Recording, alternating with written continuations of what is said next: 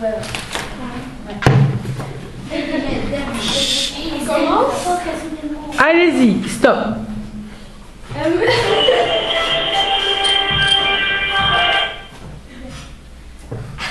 J'ai coupé.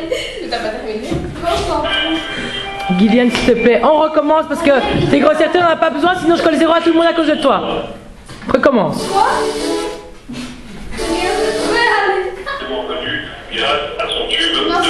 Recommence maintenant et arrête de dire les grossièretés.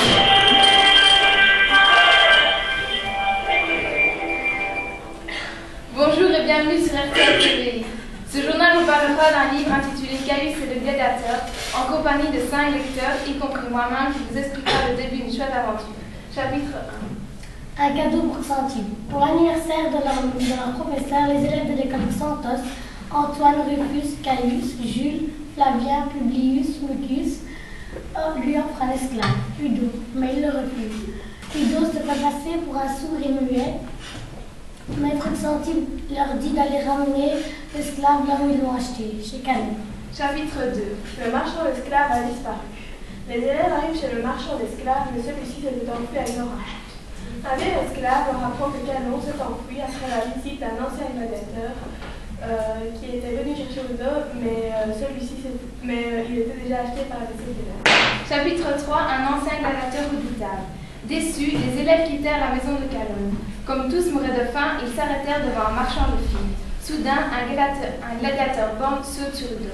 Chapitre 4. Le gladiateur traînait Udo derrière lui comme un cheval. Les enfants se jetèrent sur lui, mais l'homme ne lâcha pas l'esclave, jusqu'au moment où Caius renversa une jarre de miel sur le gladiateur. Les enfants Les enfants s'enfuirent avec l'esclave dans leur caverne secrète. Ils se posèrent des tas de questions sur quoi. Arrêtez de rigoler. Hein.